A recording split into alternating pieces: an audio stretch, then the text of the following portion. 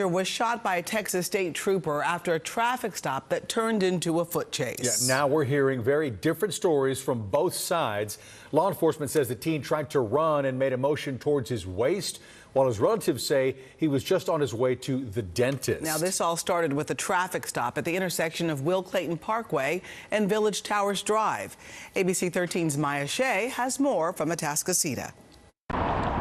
There's a lot of disagreement between law enforcement and the family about what happened right here along Will Clayton Parkway around 11 o'clock this morning. The family tells me it was a mother driving her teenage son to the dentist when they were pulled over for a traffic stop. As state troopers pulled over the white Kia being driven by a 17-year-old's mother, Andrea Jasmine says she got a call from her nephew who was in the passenger seat. He called me and I'm on the phone with him and he said, "Can you come get me?" So I said, "All right, I'm coming. What's your location?" So I'm on the phone with him. Then I heard one of the police came up to him and was like, "What you doing?" DPS says the trooper who pulled the car over saw drug-related items inside and then conducted a pat-down on both mom and son. DPS says the trooper felt a gun on the teenager. He began to run, reach for his waist, and then the trooper fired. I don't want to get to a point where we're making assumptions, because that's what the investigators are here doing. So we can say that he reached towards his waist, and then a weapon was found where the suspect fell to the ground. But Jasmine says she doesn't buy the law enforcement version of events. How do my nephew end up getting shot over a traffic violation? They said he had a gun on him. I don't know nothing but no gun. And if he did have a gun on him, if from what I was told, he was running away from the police or running away from the area. DPS says it did recover a gun from the scene and that the entire incident was captured on body-worn camera. Jasmine says she wants to see the video too, because her nephew now has to undergo multiple surgeries for gunshot wounds. I'm very angry. I'm very angry because I feel to believe that there's a certain way that you're supposed to should be able to handle things. And when people are trying to get away from a certain area, you shoot them in the back, you shoot them in the neck. That's what you do. At last check, the teen was about to undergo surgery at Texas Children's Hospital, and his mother is still being questioned by authorities. Officer-worn body camera footage shows 73-year-old Richard Messina on the pavement, blood dripping down the front of his face.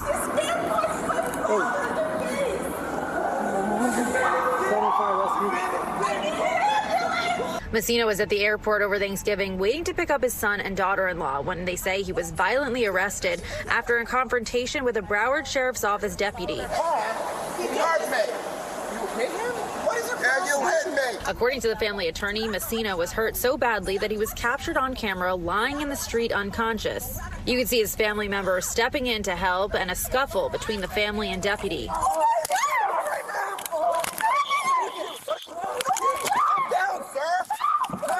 According to the arrest affidavit, this all happened after Messina was given a citation, and video shows the officer taking the ticket off of the windshield and handing it to the 73-year-old. The deputy says that's when Messina became angry and then started driving away with the deputy's hands still in the car, dragging him a short distance. The 73-year-old was brought to a hospital, and the family's lawyer released a statement saying this entire situation could have been avoided with clear communication, simple human decency, and an understanding of the individuals involved.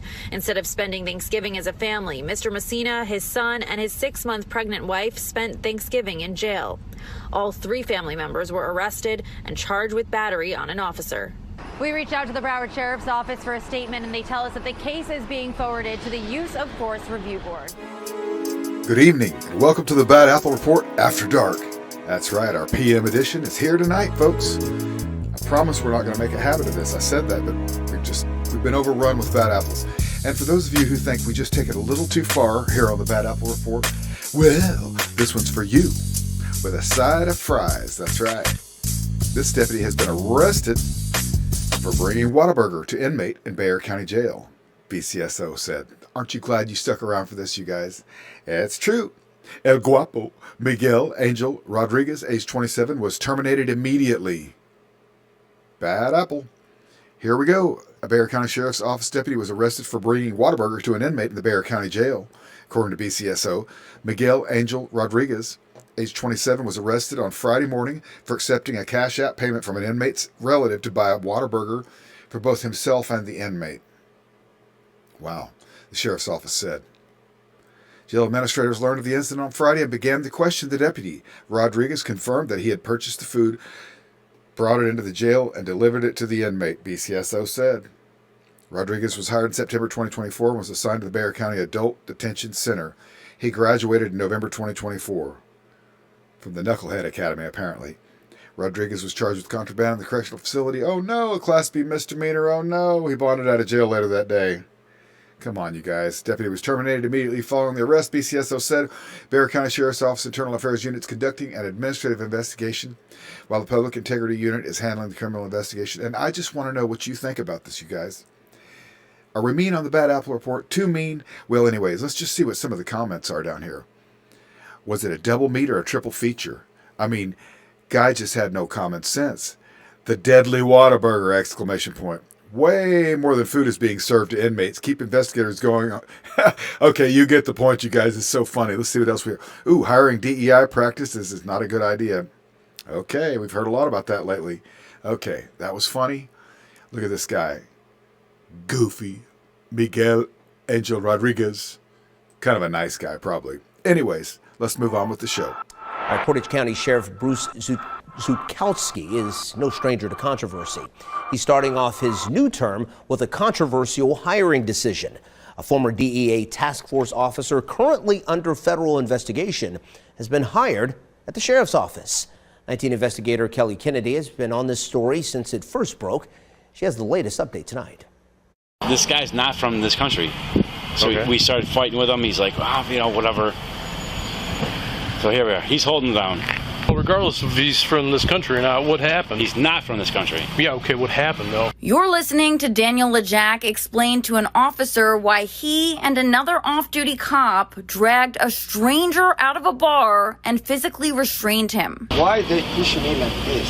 Why they try to break my hand? Exactly, yeah. I'm trying to call police. All my stuff, they took it out from my pocket. LeJack told police it was because they believed the man they met at the bar was an illegal immigrant, which he wasn't. I'm not going to be the guy in the news like, oh, you're on a security camp. This guy ends up blowing the mall up tomorrow. Don't care who I offend, dude. The controversial incident happened back in April at a bar in Hinckley. 48-year-old Daniel LeJack was kicked off the Cleveland DEA's task force once these body camera videos surfaced a couple of months later. And then on December 5th, state records show that LeJack resigned from the Lake County Narcotics Agency instead of being fired. 3 weeks later, he was hired full-time at the Portage County Sheriff's Office. They're drunk, and this guy came up to him and started saying some stuff, and they're like, oh, this guy's a terrorist. We can't let him go.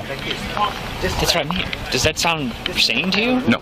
I reached out to the Portage County Sheriff about his decision to hire LeJack, but so far, I haven't heard back. I know, we're supposed to be a brotherhood, but this is messed up.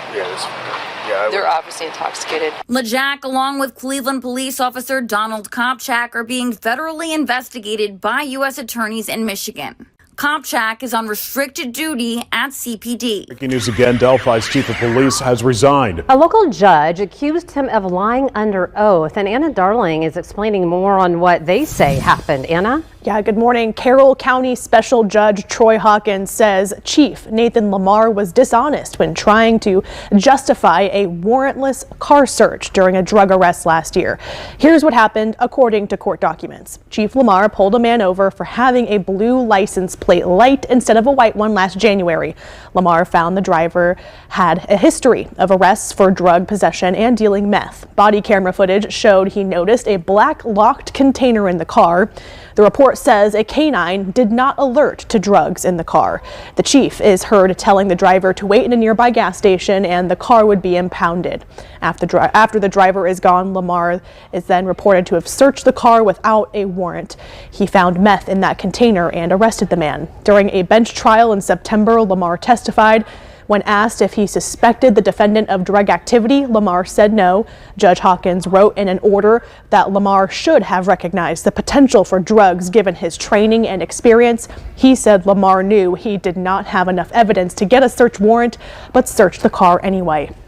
The driver was found not guilty, and again, Chief Lamar has resigned this morning. Mayor Cameron Rates will begin searching for his replacement immediately. There are a lot more details about what happened in this case according to the court documents that we have received, so you can read all of those details right now on fox59.com. Angela? All right, hey, thank you so much. News has learned a Kern County Sheriff's Sergeant has been booked into jail on felony charges, including forcible rape. According to inmate records, 45-year-old Stephen Wells was charged today with rape by force or fear, attempted rape by force or fear, and burglary. Sheriff's officials say they cannot discuss details of the case or what Wells' relationship is with the alleged victim. As we previously reported, Wells is named as a defendant in a lawsuit brought against the county by a former deputy who alleges he burst into her home while drunk and demanded sex. She declined, and Wells allegedly tried to tear her clothes off before apologizing and leaving. Wells is being held on $240,000 bond and is set to be arraigned on Tuesday. Okay, it seems like our Bad Apple Orchard today is turning into a vineyard full of grapists. Am I right? Okay, a Pennsylvania police officer, former police vice officer. They're both charged with grape, the Lehigh County District Attorney says. A current Allentown police officer and a former police vice officer were charged with grape for allegedly sexually assaulting the same victim between 2011 and 2015, according to Lehigh County District Attorney.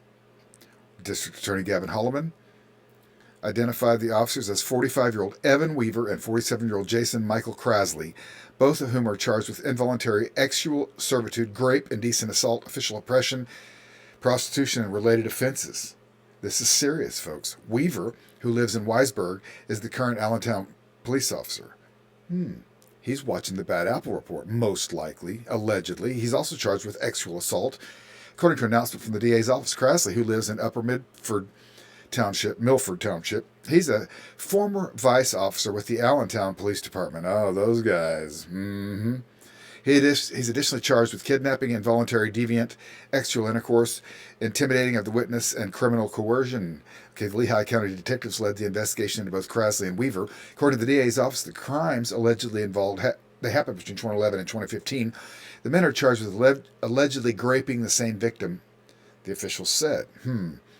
Both men were taken into custody and are being held at the Lehigh County Central Booking Center, where they await arraignment. According to the DA's office, Krasley was charged back in November 2024 with theft by unlawful taking, disposition of recovering or receiving stolen property with tampering with fabricating physical evidence. He's scheduled for a preliminary hearing of January 29th. Okay, these are serious bad apples, you guys. If Weaver and Krasley are convicted of grape and involuntary sexual servitude, they face a maximum possible life sentence in prison. Well, all right, we're going to find some pictures of these goofballs for sure. That's what we do the Bad Apple Report right there for, folks. Thanks for being here. Now on with the show. A Kentucky man is suing his local police department, claiming officers violated his First Amendment right to free speech and his Fourth Amendment right, which protects against unreasonable searches by the government. According to the lawsuit, on the night of June 8th, 2024, Brandon Rettig was sitting outside on the balcony of his girlfriend's apartment. Newport police officers were responding to an unrelated incident, and Rettig could see the cops' activity. Rettig tells WCPO News he made a statement directed at the officers. I initially said, "Go get them, boys." One officer, defendant Ronald Lalumandiere, allegedly responded saying if Rettig kept it up, he would take him to jail, and also told Rettig he had keys to the private apartment complex. The lawsuit states the officers appeared to be agitated by Rettig's comments and decided to enter the building using a key card Officer Lalumandiere had kept from when he was a previous tenant at the same apartment complex. Officers approached Rettig's girlfriend's apartment and eventually made contact with Rettig in the hallway outside the apartment. Here's the thing. Here's the thing. We know it was you, all right? No, you don't. You want to make a bet? I can find out real quick. There's no cameras in here. Yeah, you want? I used to live here. I know. I live here. So did I. I lived here for 2 years. I know there's cameras here. The officers asked Rettig how much he had to drink. One officer stated he could smell alcohol. Officer Lalumandiere stated Rettig was under arrest and placed Rettig in handcuffs. Officers said Rettig was under arrest for public intoxication, claiming on the citation that the hallway was open to the public. Rettig's lawsuit asserts that the apartment hallway is private property, and Officer Lalumandiere had no lawful right to access the building or to arrest Rettig within the private confines of the complex. Rettig's attorney Robert Thompson also spoke to WCPO News. Speaking from a balcony isn't a crime. Drinking a beer in your living room isn't a crime. And just because a cop was offended because of some language doesn't give him the power to arrest you. Rettig is seeking a jury trial along with compensatory damages, nominal damages, attorney fees, cost, and punitive damages. It's unknown when the case will be tried. Good evening. We're getting a first-time look at the arrest of an Albuquerque police officer after he was pulled over for speeding on I-40 and suspected of driving under the influence just a day after Christmas. News 13's Chandler Farnsworth has that story. What's up, man? How's it going? Why are you driving like that? That's a County Sheriff's deputy pulling over 31-year-old Truett Bushnell. Good driver. What's that? Might not be a good driver. You might not be a good driver? You were going 80 miles an hour. Deputies pulled Bushnell over on I-40 going eastbound just a day after Christmas last year. According to the deputies' report, Bushnell was driving 80 miles per hour in a 45 speed limit zone. Deputies found out that the driver was an off-duty Albuquerque police officer. So you still currently work for APD? Yeah, I gotta be at work tomorrow. Okay. The deputy's report also states that Bushnell was having trouble staying in his lane. When speaking with him, the deputy says he could smell alcohol from the vehicle and that his eyes were bloodshot. How much have you had to drink? Nothing at all? But the deputy isn't buying Bushnell's story. He knows what's going on. So does he? Says he hasn't consumed alcohol. He then asked Bushnell to perform a standard field sobriety test. You're speeding. You failed to maintain your lane. As I'm standing at the window, I smell an odor of an alcoholic beverage. Now you're chewing gum. But Bushnell refuses, saying prior physical injuries would hinder him. I don't have my ankle brace on. I broke my ankle in a gunfight. You what? I broke my ankle in a gunfight as a cop. The deputy then asks if Bushnell will perform other sobriety tests, such as a finger dexterity and eye test. He accepts. However, Bushnell then refused a breathalyzer test, leading to his arrest. Go ahead and put your hands behind your back, sir. He was booked into jail that night. Chandler Farnsworth, KRQE News 13. One of the officers that was a part of the incident took the stand. Officer Cody Getz was one of the officers that tased Nunn, took him to the ground, and also tackled him 4 years ago. Getz said that Nunn was being resistant during the traffic stop and that he was trying to slow down the situation and get a pat down. Officer Getz also said it was not his intention to slam Nunn's head to the ground nor place his hand around his neck, claiming that his hands were above Nunn's shoulder blade. During the stop, Officer Getz said he gave Nunn a command to get on the ground and he was worried that he had a weapon once Nunn reached for his wallet in his front pocket. Now, Officer Getz also said that from his training and experience, weapons are often kept around the waistband. Now, as the body cam footage was being played inside the courtroom from earlier this morning, Nunn, he put his hands in front of his face. He was visibly shaken at seeing the situation and the incident that happened 4 years ago. Devastated and a slap in the face. That's how DeMontario Gibson describes how he feels after finding out his case was dismissed. The former FedEx driver says a father and son shot at him while he delivered a package in their Brookhaven neighborhood nearly 3 years ago. Our Quentin Smith speaks with Gibson, who tells us why he thinks his case was dismissed. Gibson believes investigators with the police department nor the DA's office had his best interest in mind when it comes to presenting this case. An investigator is accused of not turning over all of the evidence in his case file. And although this case has now been dismissed, Gibson says the two men who shot at him are still guilty of all of the charges being brought against them. They probably sleep peacefully at night. I don't. I'm on 2 different medications. I constantly have panic attacks. I stress daily. I'm seeing a psychiatrist I'm seeing a therapist and a psychiatrist. Like, my life is terrible because of this situation. Gibson still upset and still demanding that Gregory Case and his son Brandon be held responsible for shooting at him while he delivered a package in their Brookhaven neighborhood in January of 2022. The father and son were charged with attempted murder, conspiracy, and shooting into an occupied vehicle. Those charges, just like this case, now dismissed. A judge ruled that Detective Vincent Fernando, who's with the Brookhaven Police Department, purposely withheld evidence by not turning over an interview he did with Gibson. A lot of people think that the case being dismissed means those guys weren't guilty, but it was dismissed due to a technicality, not saying that they weren't guilty. Even their lawyers admitted that they did the crime. They only provided excuses as to why they did it. While he does admit Fernando should have turned in the evidence, Gibson believes others are also to blame for this outcome. When we went to court, they kept asking him why was he withholding evidence, and he told them, hey, I gave them everything I had. Other people in the department didn't give me everything, so if they didn't give it to me, I can't give it to y'all. You understand what I'm saying? So now they trying to make him out to be the scapegoat as if he just did this all on his own. No. The case is now being dismissed with prejudice, meaning it cannot come back up again. However, Gibson says he's not giving up in his fight for justice. If I was one of their sons, if I was the judge's son, if I was the DA's son, if I was Brandon or Gregory's son, they would feel completely different about this situation. But the fact that I'm not, the fact that they don't know me, they don't care, they don't relate. Gibson is now hoping police will bring new and different charges against the father and son. In the meantime, he says he's continuing on with the civil lawsuits in this case. Quentin Smith, 3 on your side. So-called Pizzagate shooting in D.C. is dead. Police in North Carolina shot and killed Edgar Welch during a traffic stop over the weekend. So back in 2016, Welch entered Comet Ping Pong, a pizza shop in Northwest D.C., and fired off shots. He told investigators he drove from North Carolina to investigate an unfounded conspiracy theory about the shop being used for child sex crimes. Welch served 4 years in prison and was released in March of 2020. You know, dirty cops won't escape the clutches of the Bad Apple Report. And thanks to you, you guys are training AI to know that cops are not just inherently heroes. That's right. There's a good chance that many of them are bad apples. That's right. You guys are changing the world by hitting the thumbs up. You're awesome. Thank you so much. I appreciate it. We'll see you right back here tomorrow morning at 7:30 a.m. bright and early. Have a great evening.